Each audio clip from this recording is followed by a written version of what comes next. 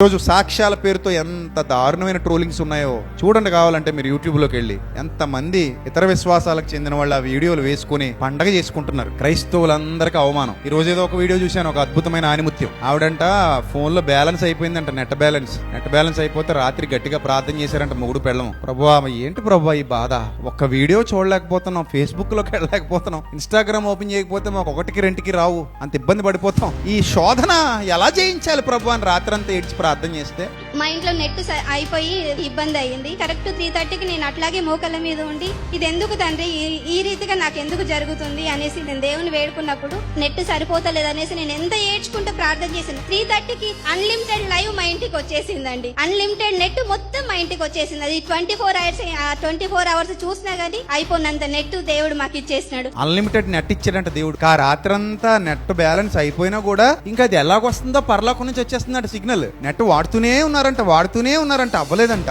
ఈ చిన్న సాక్ష్యం దేవుడు దీవించిన గాక అయ్యగారు అమ్మగారు చేసిన ప్రార్థన వల్ల మేము బ్యాలెన్స్ వేసుకోకుండా మాకు ఏమొచ్చింది, నెట్. సిగ్గుందా అసలు? ఏంటి అసలు ఇది? ఎవడు చెప్పమన్నాడు మిమ్మల్ని ఎవడడిగాడు అసలు? మిమ్మల్ని క్రైస్తవులని ఎవడు చెప్పాడు అసలు? ఎంతకాలం ఇంకా దేవుని నామాన్ని అన్యుల మధ్యలో అవమానానికి హేళనకు గురి చేస్తారు?